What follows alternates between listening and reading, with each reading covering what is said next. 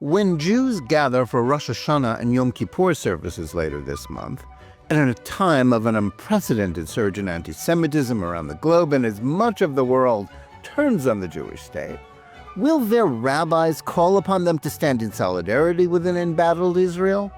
Or will instead they be subjected to sermons in which their religious leaders will call upon them to virtue signal their distaste for Israel's just war of self-defense against Hamas, and either tacitly or directly endorse the blood libels about it committing genocide?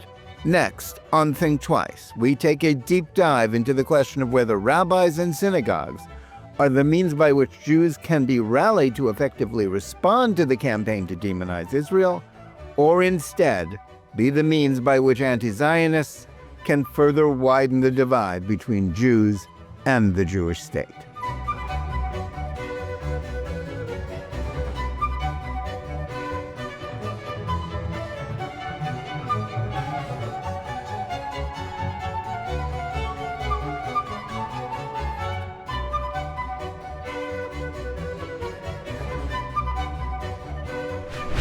Hello, and welcome to Think Twice. Today we have an important conversation for you about rabbis, synagogues, and Israel. But before we start today's program, I want to remind you, as always, that in addition to Think Twice, there is a Jonathan Tobin daily podcast where I share more news and analysis with you about the most significant issues we're facing today. You can find the daily show under Jonathan Tobin Daily on the JNS channel wherever you get your podcasts. And now to today's program. We often look to pollsters for answers about what American Jews are thinking. But one of the best ways to take the temperature of the Jewish community is to find out what rabbis are sermonizing about during the 3 days when synagogues are most likely to be filled. And in a year in which Jews are experiencing an unprecedented surge in anti-Semitism, that's not a matter of idle speculation. But the question to be asked today is whether the people who are supposed to be providing leadership for the Jewish community are seeking to help them rally behind Israel and against those spreading blood libels against it, or whether instead they're going to be jumping on the bandwagon of those decrying the Jewish state for its alleged misconduct during the post-October 7th war against Hamas. One of the most depressing stories about American Jewry in recent years has been the growing legitimization of anti-Zionism, not only on the far left, but among the ranks of rabbis.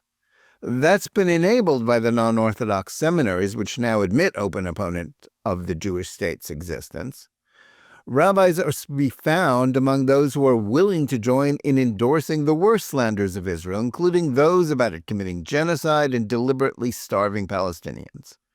And there are even some in the Orthodox movement that are signing letters casting blame on Israel for its war of self-defense and succumbing to the Hamas propaganda that is mainstreamed in the corporate press. Such rabbis may not constitute anything more than a noisy minority, but even those who are not taking such outrageous positions are, due to the pull of partisan politics, using their pulpits to distance their congregations from a position of full-throated support for Israel.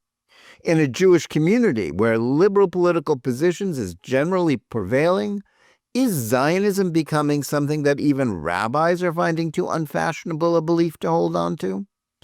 One of those people who have been thinking seriously about these questions and attempting to inspire a new generation of leaders to stand with Israel is Rabbi Stuart Weinblatt, and we're pleased to have him with us today. Rabbi Stuart Weinblatt is the chair of the Zionist Rabbinic Coalition and founder of Congregational B'nai Tzedek in Potomac, Maryland. He has served as the president of the Rabbinic Cabinet of the Jewish Federations of North America, director of Israel Policy and Advocacy for the Rabbinic Assembly, head of the Jewish National Fund's Rabbis for Israel, and is president of the Washington Board of Rabbis. He's been an adjunct professor at Wesley Theological Seminary in Washington, where he taught Jewish history, Bible, and theology, and he is the author of God, Prayer, and Spirituality, a compilation of his sermons, writings, and articles, and Living in the Shadow of Death, a rabbi copes with cancer. Rabbi Stuart Weinblatt, welcome back to Think Twice. Thank you. It's my pleasure to be with you again, Jonathan. Thank you so much. Well, Rabbi Weinblatt, thanks so much for taking the time to join us today. I want to start by asking you to assess where the Jewish community stands on Israel 2 months after the October 7th attacks. How much damage has the mainstream media narrative, in which blood libels about supposed Israeli genocide and deliberate starvation of Palestinians, done to the diaspora-Israel relationship as we're heading towards the second High Holy Days since October 7th? Jonathan, unfortunately, I think too many of our people rely upon the New York Times, NPR to be able to get their information, to be able to get their opinions about what to do or how to assess what's happening in the world. And it's very unfortunate because there most definitely is a narrative out there. There most definitely is an acceptance of the anti-Israel, the pro-Hamas narrative in an uncritical kind of a way. And unfortunately, as I started to say, too many of our people, including rabbis, their opinions are formed by these headlines or the nature of the kinds of things that are being reported in the general media, which so often later, subsequently, in very small print, are retracted. And so I think it's done damage to our relationship. Right. Well, historically, anti-Semitism has generally led to two types of responses among Jews. On the one hand, it can help unite them and strengthen their sense of group identity and solidarity. And on the other, it can erode a sense of pride in Jewish identity and cause many people to hide their Jewish ties or even to disavow them to avoid being associated with something unpopular. We saw a lot of this sort of in the very distant past, prior to World War II.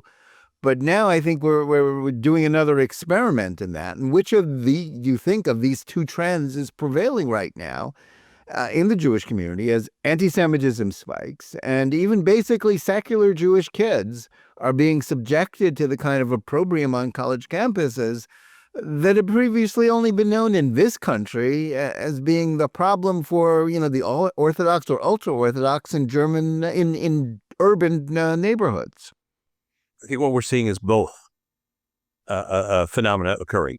On the one hand, there are certainly Jews who are rediscovering their Jewish identity, that the fact that they have been cut off from others has caused them to reassess their assimilationism, their integration into American society, and to recognize that it's not necessarily as smooth a sailing as had been assumed. And that this is a time to try and double down and to discover their Jewish identity. By the same token, there are those who are intimidated to be able to publicly express their Jewishness. I know people who think twice before they wear a Jewish star. And then there are those who, to use the Hebrew term, who dafka will wear a Jewish star. Mm-hmm. I think both phenomena. It's one of the reasons why I think rabbis have such an important role to play right now. Obviously, we want to give oxygen and we should be giving encouragement to that first aspect, which is the greater identification with the Jewish people. Yeah, but of course, that's not universally the case because as many American Jews sort of rise up against Israel, you helped found the Zionist Rabbinic Coalition in order to try to reverse the decline in support for Israel among the rabbinate that was taking place even before the current war started. Since the initial shock of the atrocities of October 7th, followed then by a tsunami of attacks on Israel. Has that trend been reversed or has it accelerated, at least as far as rabbis are concerned? In certain respects, it's made our job at the Zionist Rabbinic Coalition that much more important because rabbis also are subjected to the same forces that everyone else is influenced by. And so those media aspects that we talked about a little bit earlier also have an impact on rabbis. There also are national organizations, even national rabbinic organizations, but there are national organizations who have a Jewish title in their name. And so sometimes people aren't even so certain as to what their position should be, even in the rabbinate. So part of what we try and do through the Zionist Rabbinic Coalition, what I've tried to do is to get a message which says, now more than ever, Israel needs us. Now more than ever, our people need to hear a clear message from us to restore their faith in Israel, to remind them that Israel remains a country that is bound by ethics, bound by morals, and that is pursuing and fighting an immoral, unethical enemy who is not afraid, and I'm sure I'm not saying anything new to your listeners, but not afraid to hide behind civilians, not afraid to run up the tally of civilian deaths on either side. And so I think that we have an important obligation In terms of how we're doing, I would say there are many rabbis who have reassessed some of their opinions in both directions. One of the problems, Jonathan, is that people sometimes have fatigue. And so as this war continues to wind on, sometimes people forget why it is being fought. And so there again, that's part of our responsibility, is to remind people why it is that the war has not ended yet, at least as like it's the broadcast, but hopefully it'll end soon. Bezrat Hashem. Yeah, well, we certainly hope so, or at least with a good outcome rather than a surrender to Hamas. We'll see. And I guess we're coming up within a couple of weeks on sort of an inflection point where, the high holidays are the times that rabbis have, those 3 days a year or 2 days in, Reform and Reconstructionist synagogues, where they can count on full pews. And this is, their annual opportunity to speechify and reach a large audience. And I guess, as I've said, one of the best ways to take the temperature of the Jewish community is what are rabbis going to be saying about Israel right now? We've seen in the media, increasing numbers of Jews who are sort of doing their as a Jew moment to condemn Israel, or even if they are, people who are deeply identified with Israel, they're sort of succumbing to the sort of mainstream media narrative about Israel doing, wrongdoing, and judging it, condemning the government, condemning the war. Where do you think this is heading, this month? So there is a time when someone pointed out that when someone begins their a speech or comments with the words "as a Jew," then you got to be careful what's going to come up next. As if they're going to say, "Well, as a Jew, and then more often, all too often, there's a critique and criticism of Israel, which is a condemnation.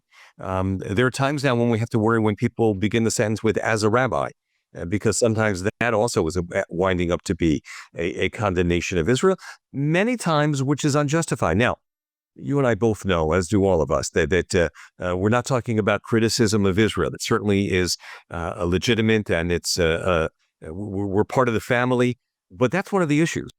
Is there's a certain aspect of keeping things within the family, number one. Number two, I also am always concerned about what people, that we always say there's the sermon the rabbi writes, there's the sermon the rabbi delivers, and then there's the sermon that people hear.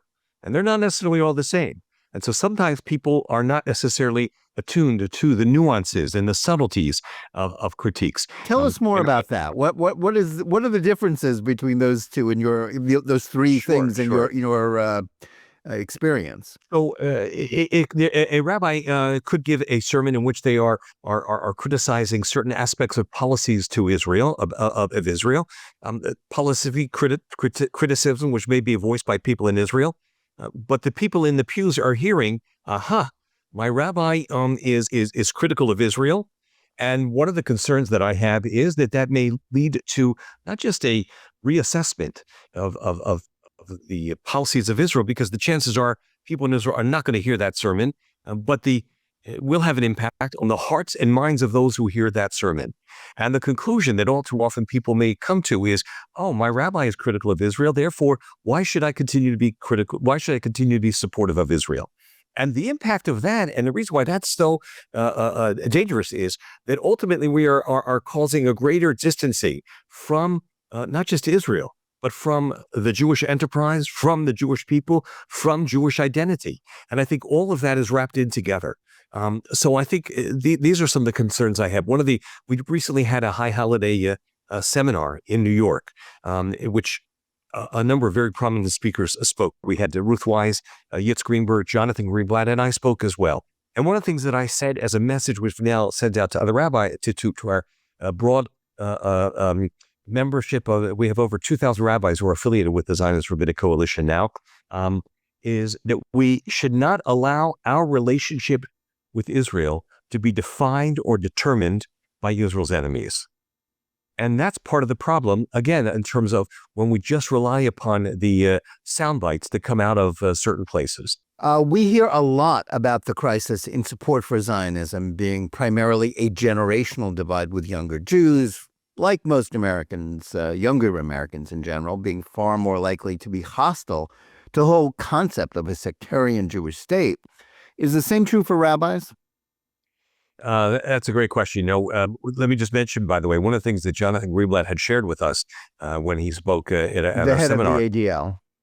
head of the Anti-Defamation League, yes, Yeah. exactly. And he had commented that when prejudice and hate is measured, usually it's more prominent and prevalent among the older generation. But with anti-Semitism, it's the only hatred which is flipped, that it is the younger generation that is more anti-Israel, more anti-Semitic than the older generation. And based on the old adage that Jews are like everyone else, only more so, I would say that there certainly are aspects of that distancing among younger Jews. And then you ask specifically about rabbis. One of the concerns we have is about rabbinical students, rabbinical seminarians, new rabbis, because many of them are coming from college backgrounds where the prevalence of the anti-Israel and anti-Zionist presence certainly had an impact, has had an impact on them. Also, the emphasis on tikkun olam to the exclusion sometimes of Jewish particularism has had an impact as well. Nevertheless, I'm pleased to say that there are many wonderful rabbis, young rabbis and rabbinical students who are seeking to be a part of the Zionist Rabbinic Coalition. And there are programs such as the Family Foundation program to try and work to nurture these kinds of pro-Israel sentiments among our younger rabbis and rabbinical students. It's very, very critical that we continue. It's because ultimately rabbis are the ultimate influencers in terms of, as you said before, especially at the time of the high holidays. And so it's important that we bring about a message which is going to help people better understand what's behind the headlines. Yeah, let's drill down a little bit more about that in younger rabbis. I think, it stands to reason that people who have sort of grown up in the current educational environment where some of these toxic left-wing theories, whether it's critical race theory, intersectionality, settler colonialism, sort of became the new orthodoxy, in American education, in which Jews and Israel are labeled as white oppressors, that would have filtered down even to some of those who have chosen Jewish careers. What are you hearing from rabbis, that you encounter who are sort of resisting sort of the traditional Zionist approach, which I might add is basically normative Judaism? Sometimes people on the left claim, well, there's a difference between Judaism and Zionism. That's a big myth, isn't it? I would say it's a myth for a number of reasons. Number one, the reference to Zion, the reference to Israel, to Jerusalem, the concept of Am Yisrael, first of all, of course, in the Torah, and then later in rabbinic literature, is so central to the very aspect of Judaism. It would be inconceivable. And I think, by the way, the whole concept relates to the notion of being a people, and that's so very critical as well. So to reject that is really to reject the notion of Judaism as a people, and to just say, well, it's really just a religion, which it is not. It is a religion. That's the foundation of who and what we are. But then there are the acts of what we as Jews believe and who we are. And so the importance and the centrality of Israel and of Zionism is something that needs to be emphasized. And so I will say this, that there are those, as I mentioned before, some of the students in rabbinical schools who have sometimes felt that they are pro-Israel or pro the Jewish peoplehood, Zionism. Sometimes some of them do feel they're going against the grain of others, and they sometimes are intimidated, which again is one of the reasons why it's so important for us to raise that message, to raise that profile. One of the things that I've tried to convey to rabbis is that just a quick way of understanding it is to say that we do not love Israel because Israel is perfect, nor do we need Israel to be perfect for us to love her. And at the end of the day, it comes down to having that sense of affinity and affiliation. Let me mention one other thing, Jonathan, if I may, and that is it's no secret, you've referred to it earlier, about the rise of anti-Semitism throughout the world and throughout our country in a way in which I don't think we've seen, many of us have not seen in our lifetime. For sure. By the way, Michal Kotler, once she was Israel's envoy to combat anti-Semitism, said, what we're experiencing now is actually the norm of Jewish history. The maybe 50, 60-year period post-Holocaust was the aberration when it seemed to be so much, when we had so much greater acceptance. But having said that, with so much anti-Semitism linked to anti-Zionism and anti-Israelism, the attacks on Jewish restaurants, on falafel stands, whatever it may be, anywhere in the world, this is clearly something in which we see we are surrounded by this hate. There again, we have an obligation to respond to that. We have an obligation to refute that, not to let that become internalized and to affect how we feel about our people and about the Jewish state. Let me follow up on what you said a moment ago about, Jews, rabbinical students in the seminaries. What role have the rabbinic seminaries played in the normalization of views among rabbis about our ties to the land of Israel, which is, as you've already said, has always been a primary element in Jewish faith and identity? Now, in my own research, the seminaries all say we're Zionist.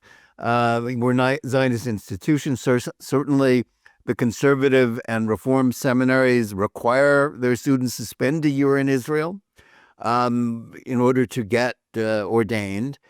And yet, they've also been admitting, openly anti-Zionist, students to their institutions. We know very well that, if someone were to openly espouse racism, and I would imagine in terms of the liberal institutions, homophobia, those would be disqualifying. But apparently, anti-Zionism is not disqualifying. What's going on there? I want to mention that a little more than a year and a half ago or so, we wrote a letter to the major rabbinic seminaries in which we used almost those exact words. We said you would not accept someone to be a candidate to become a rabbi if they were homophobic, if they were misogynistic, if they were racist, and if they were sexist, any of those kinds of things. And yet, someone declares that they do not accept the enterprise of the Jewish people. They do not believe in the nation state of the state of Israel. They're accepted.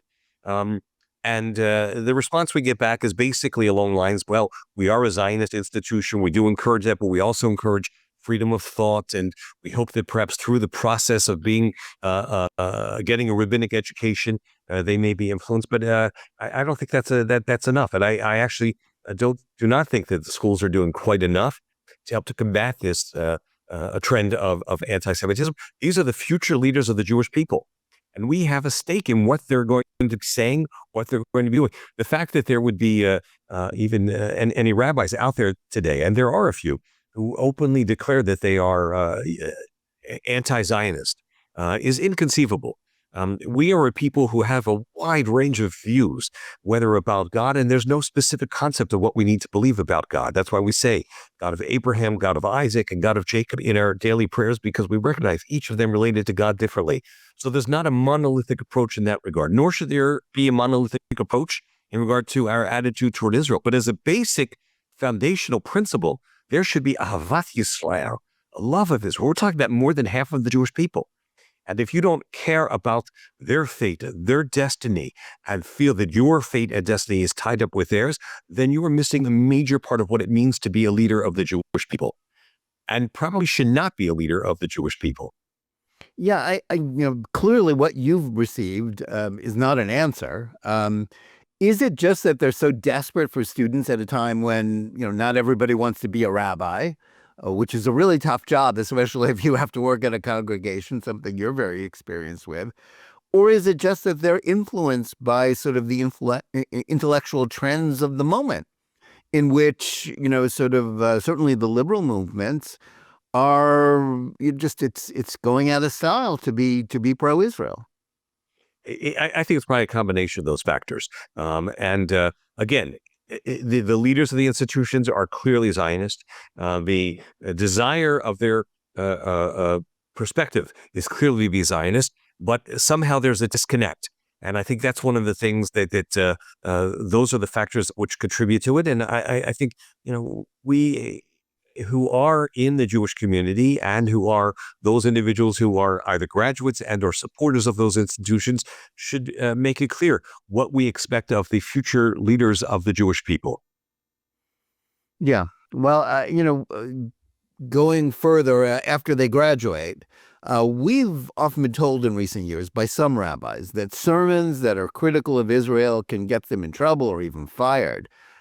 But is the current situation one in which solidarity sermons are now more likely to get them in trouble in the non-Orthodox movements?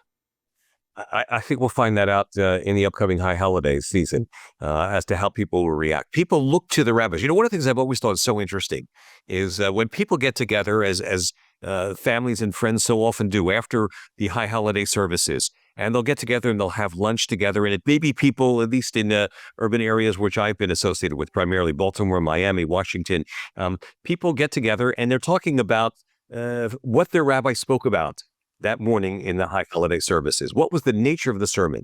That, and also the second question is, what time did you get out?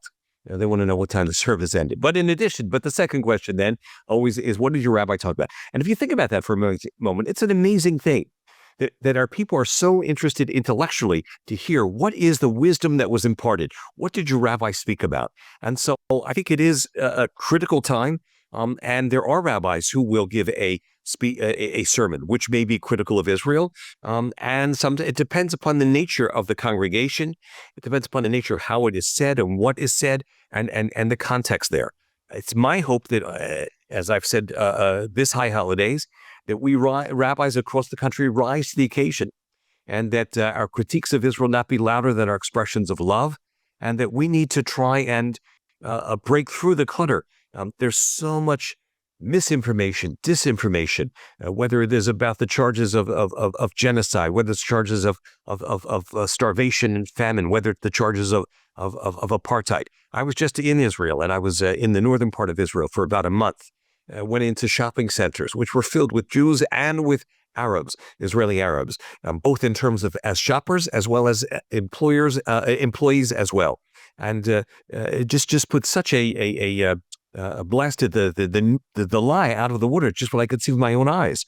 Of course, we know about the involvement of Arabs in Israeli society as pharmacists, as doctors, as judges, in fact, and so on. So I think we have that responsibility. As I've said, most rabbis have spent some time in Israel. Most rabbis know Israelis. Many rabbis are related to Israelis. And we should know the fabric of the people. These are not people who are immoral or who are unethical or who are seeking to try and destroy another people. One of the questions is, what is it that Hamas wants? I think the question we should ask, what is it that Hamas wants and what does Israel want? What does Hamas seek and what does Israel seek? And it's so clear. Hamas, in its charter and through its actions and through its rhetoric, seeks the destruction of the state of Israel, period. Not only that, but in addition to that, to wipe out the Jewish people. It's quite clear that that's what they've said. I don't mean to sound like a right-wing fanatic or anything like that, just taking them at their face value. And then we have what Israel's trying to do, which is to defend its people and its country. That's why one builds bomb shelters and one builds tunnels. That's why one tries to seek to limit civilian casualties, and the other side seeks to maximize civilian casualties. These are some of the kinds of things that people need to be reminded of, because you can't help but see the nightly news and just cringe sometimes because the way that things are presented with a particular focus, a particular perspective, in which we often don't come out looking good, but more often than not, the truth is somewhere beneath what is actually said. Yeah, how hard is it for rabbis who can count on sort of a dwindling reserve of support? We live in a time in this country, as I like to say, where politics plays the role that religion used to play in most people's lives. How difficult is it for even a rabbi who wants to do the right thing about Israel to push back against a narrative that is not just in the media, it's part of our culture. With this week, a huge number of people in Hollywood, actors and directors and film people, have vowed to boycott Israel. It's really hard for a religious leader in an irreligious period, especially, in the liberal movements where, the adherents, your congregants are not, or are generally less religious, less connected to Israel than the rabbi. How hard is it for rabbis to reverse this? So I think part of our responsibility is to look for those allies that are in the general community. So often we have assumed that those allies are within the progressive community. I'm a child of the 60s in many respects, and I remember people like Hubert Humphrey and Walter Mondale, senators from my home state of Maryland, Barbara Mikulski and Paul Sarbanes, all of whom had 100% ratings with the ADA, the Americans for Democratic Action, which was the bellwether of liberal votes. And individuals such as these great giants in the U.S. Senate, Senator Abraham Ribicoff, and so many others who were had credentials, unquestionable credentials, as liberals and progressives, and were 100% supportive of Israel. We have so much work to do. There are, thank God, individuals who have both a progressive record and understand that to be supportive of Israel is to be progressive, and it is to support progressive values. But by the same token, we need to find allies wherever they may be, whether it's in the Black or the Hispanic community, and whether it's even in the Christian evangelical community. Some have had an aversion to working with Christian evangelicals because we don't agree on certain issues, whether it's abortion or other kinds of things. But I think what we need to find is the areas of agreement. I have partnered with Christians with whom I may or may have disagreed with on many issues, but they were willing to put all of those aside because of their love of Israel and their understanding of the importance of support for Israel. They take seriously the passage in the book of Genesis, which says, "I will bless those that bless you and curse those that curse you." And they want to be among those who are bringing blessing to the world and blessing to the people of Israel. So sometimes we Jews have difficulty accepting yes for an answer, but we need to look for those allies who are willing to partner with us as well. And I think that's part of the answer of the isolation that we feel today, sometimes which is intentional. Yeah, well, I think that's quite right. Now, how much of this erosion of the Israel-diaspora relationship, which clearly is a reality, is more a function of demography and a Jewish community that is more and more assimilated and uncomfortable with any sense of Jewish peoplehood than it is about politics or anything else? There are a number of factors involved. You mentioned about the generational divide. That's one. In addition, which is the generation demographic aspect of it. In addition to that, as I mentioned earlier, as the American public in general drifts more and more away from being a religious country or having religion as a central factor, that's going to have an impact on us as well. And so this is part of what we are up against. But again, when we tell the story of the Jewish people, when we tell the story of what Israel's been able to accomplish since its a little more than 75 years of existence, it is something that is so miraculous. It is something that we should be very proud of. We need to study and to see what it is that Israel has brought to the world, whether it's the microchips, whether it's the cell phone inventions, Mobileye, et cetera, things that we should be proud of because of the positive contribution we've made to humanity. And as a result, through this very small country, it's amazing how much news there is about it and how much coverage there is and how much interest there is. One of the things we haven't touched on, by the way, is the amount of Arab on Arab or Muslim on Muslim killings that go on, or for that matter, anywhere else in the world. But it seems as if only when Israel or Jews are involved does it make headlines.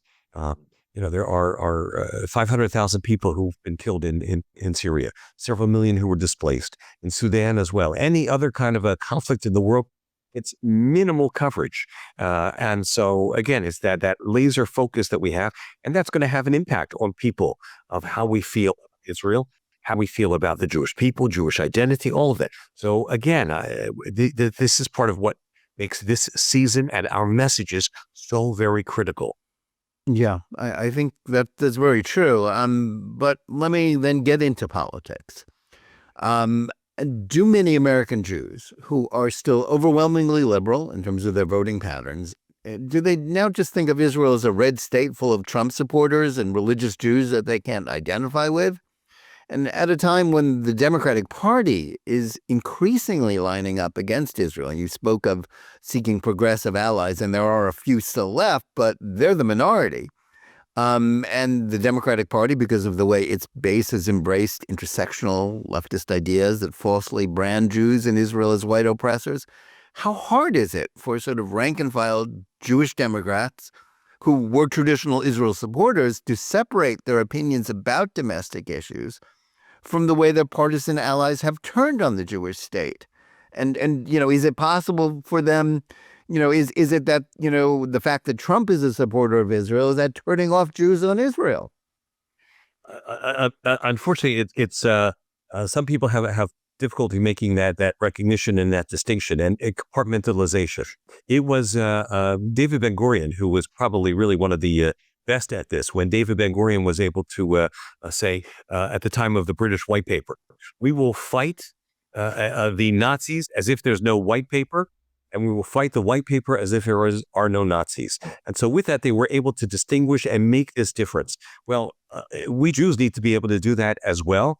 We need to be able to recognize that there are things that President Trump is doing which are to the benefit of the Jewish community and which are certainly helping Israel. And there may be many other policies which are deeply offensive to all of us. And so we need to be able to recognize that there is positive and there is negative. We need to support that which is positive and to recognize that that doesn't necessarily taint everything. I think it's a time of great confusion in many respects because of the shifting alliances which exist. Again, we were talking about the nature of the Democratic Party from a number of years ago. There was a time when the Republican Party was very much opposed to Israel and was not at all supportive of Israel or of the Jewish people. And that has changed dramatically. Yeah, I think the two parties have basically exchanged identities on Israel over the past, 60 or 70 years, to the point where the Republicans are kind of the lockstep pro-Israel party, and the Democrats are now deeply divided. And quite frankly, given, the most recent Gallup poll about the war against Hamas showed that only 8% of Democrats supported Israel, while 71% of Republicans did. Where does that put Jewish congregants? Where does that leave Jewish congregants who are Democrats, who don't want to be out of sync with their political allies, but still still have feelings left for Israel? We may be witnessing a realignment of the political system, the political affiliations. We shouldn't forget that there was a time when the Republican Party was the party of Abraham Lincoln and was the party of emancipation and was a party that Black Americans would gravitate to for that very reason. And the Democrats were the ones who were the Southern Democrats who opposed advancement of civil rights. And that obviously has shifted. So who knows where this is going to wind up? One of the things I think that's interesting sometimes is that the very individuals who wish to project and to tell Israel what to do, I'm talking about American Jews, when in the Pew poll or other polls, when they're asked, what are the most important issues to you? Israel may come out down towards the bottom, about 8 or 9. And yet that may be the issue that they're going to be loudest about. What we need to do is we need to move Israel and concern for Israel back up to number 1. There was a time when politicians knew if they were going to come and speak to a Jewish audience, they had to speak and give a pro-Israel message. Well, in recent years, to a large extent, I put a lot of the blame for this at the feet of J Street. Now it's become a mixed message. I remember speaking with a member of Congress shortly after J Street had gotten started, as a matter of fact. And they said, well, gee, I'm getting one message from members of the Jewish community, but then there's this other group that is telling me I shouldn't be listening to everybody else. And that goes, when we have that kind of division and divisiveness amongst our people, when we have a group which claims to be pro-Israel, but yet consistently seeks out against the interest of the state of Israel, and has a J in their name, which is not something that can be copyrighted, we have a problem. And that's one of the areas where I think we need to try and realize that sometimes we are shooting ourselves in our foot, and we have to look at the bigger picture in terms of the nature of what the impact of such actions have on the Jewish community and the Jewish people and the Jewish state. Yeah. Now, a recent ruling from the Trump administration has made it possible for rabbis like pastors, priests, and imams to actually engage in political endorsements without their religious institutions losing their nonprofit status. Of course, a lot of religious institutions have always done political endorsements in one manner or another. We know that Black churches are principal venues for political speeches. But how much impact will this have on the Jewish community? And is it possible that some rabbis will use this loosening of the rules to publicly oppose or support candidates, do you think? My sense is most rabbis are not going to take that bait because, for example, in any congregation, there are people who are in favor and people who are opposed to any particular candidate or policy or whatever.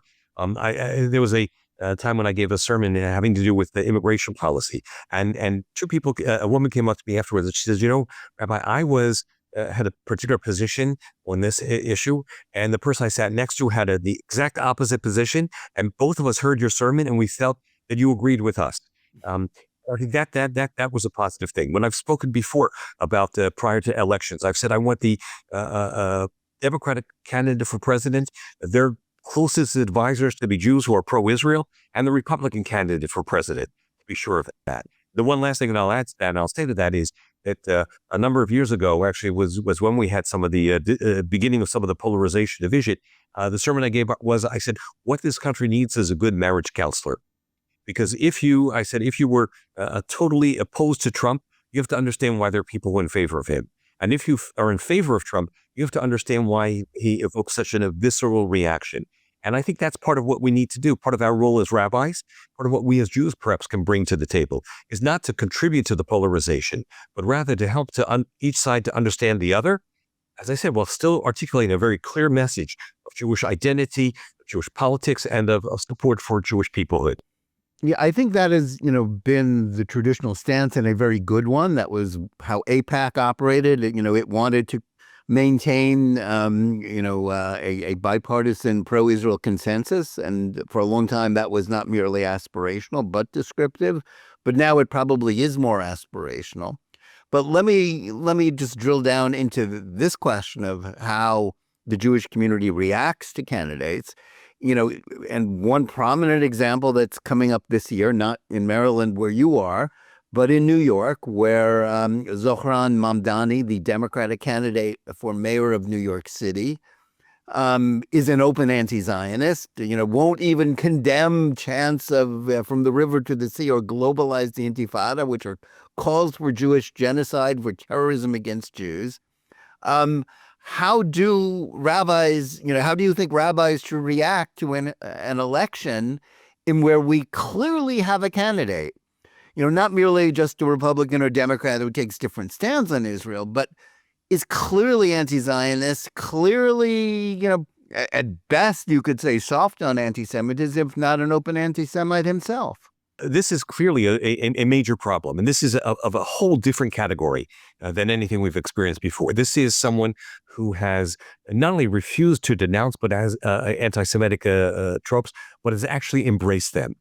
And as a result, I think we do, in this instance, have an obligation to clearly articulate and to make sure that people are informed of the nature of the threat this individual poses to not just the Jewish community and Jewish people, but to all of New York and even beyond. Because this election is going to be one that's going to be watched very closely. And it will be sending a ripple effect and messages way beyond the Jewish community and for many years to come. So the stakes in that particular election, every presidential election, they always say, this is the most important presidential election of our lifetime, blah, blah, blah. And each one probably is. But this mayoral election in New York City really and truly is an extremely important one. And it might be the exception to what I said earlier, where I said that rabbis should stay away and probably most likely will stay away from speaking politics on the pulpit.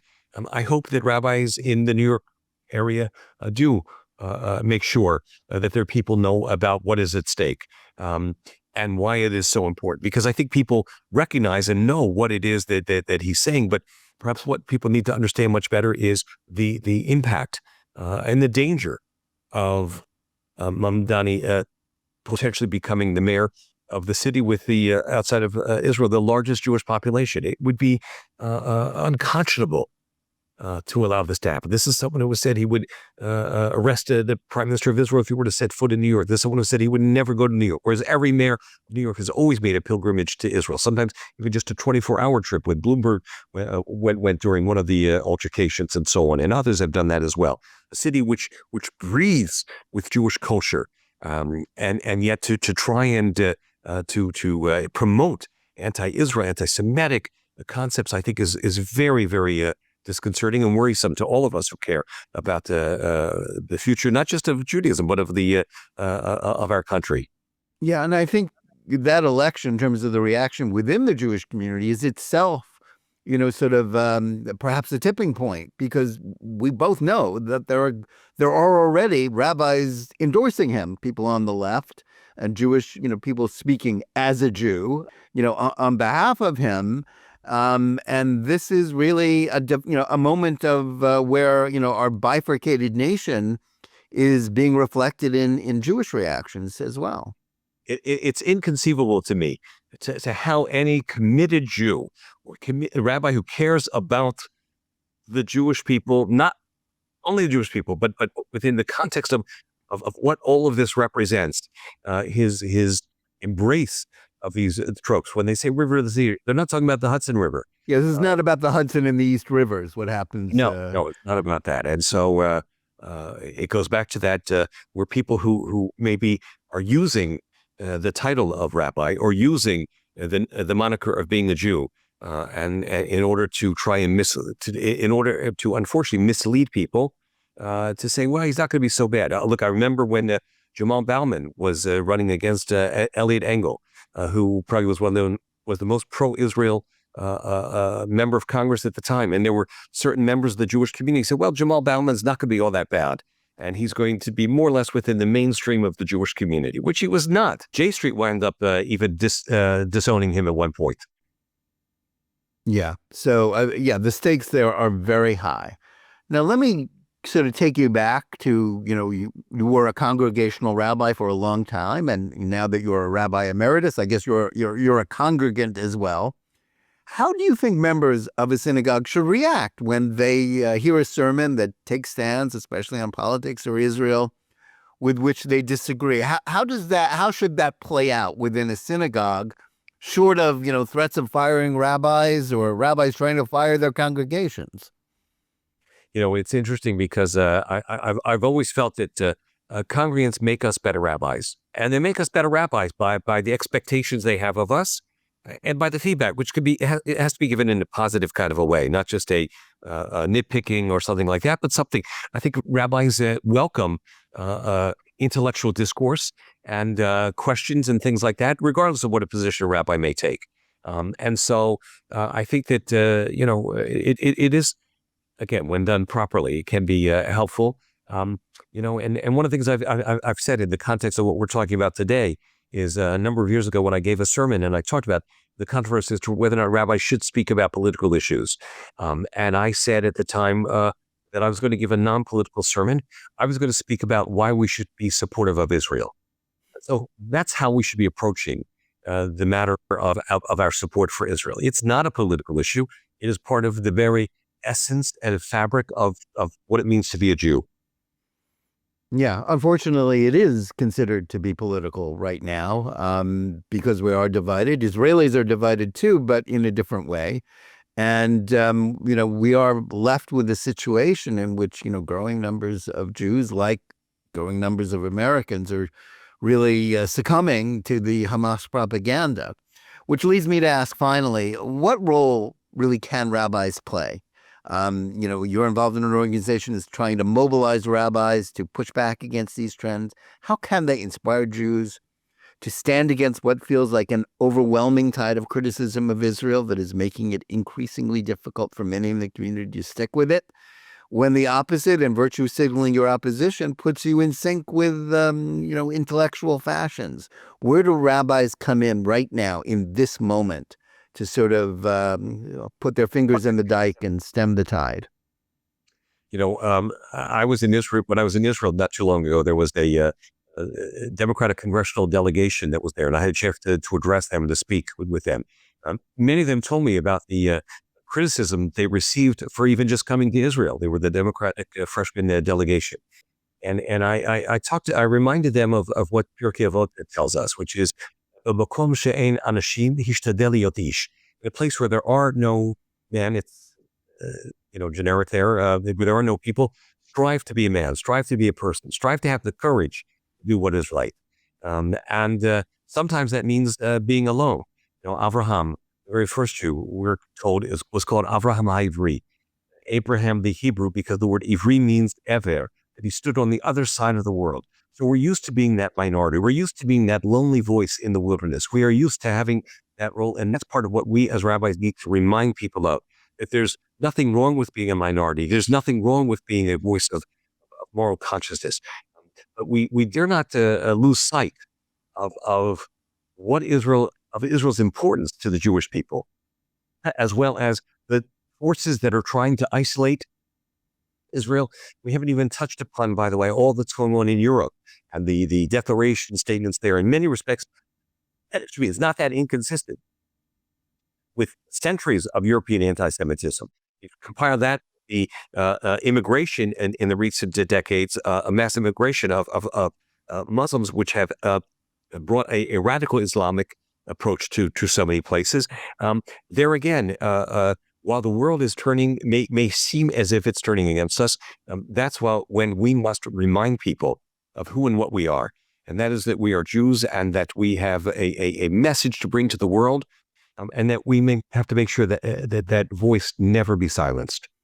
Yes, well, that is very well said, and an important message for the coming high holidays for rabbis and congregants alike. Rabbi Weinblatt, thanks so much for joining us today. How can our viewers and listeners find out more about the Zionist Rabbinic Coalition and to help its efforts? I really appreciate that. First of all, you can encourage your rabbis to ask if they're a member of the Zionist Rabbinic Coalition. Encourage them to become a member. It's a one-time membership fee of $360. You can pay the $360 for them to be a member, or you can make a contribution on your own. It's zionistrabbis.org. Very easy to remember. And so we welcome friends of the Zionist Rabbinic Coalition. In order for us to do our work, we do depend upon contributions from rabbis and others. And so we would be more than happy to have support. And we do send out our mailings to others as well. So those are the primary things to do. Make sure your rabbis are a member, follow what we're doing, and please think about making a contribution as you're supportive of organizations such as AIPAC, such as JNS, such as so many wonderful organizations, Camera, that do so many great things. Also, let's make sure that the voice of Zionist rabbis is heard again as well. Yes, well, thanks for the plug for JNS too. We also want to thank our audience.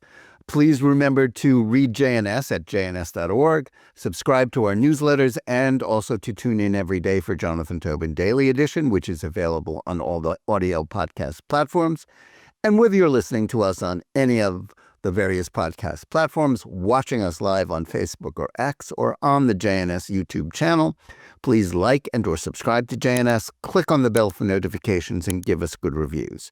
Please write to us at thinktwice@jns.org and let us know where you listen or watch the show and what you think about it. And remember, keep reading and thinking for yourself, and we'll see you again next week.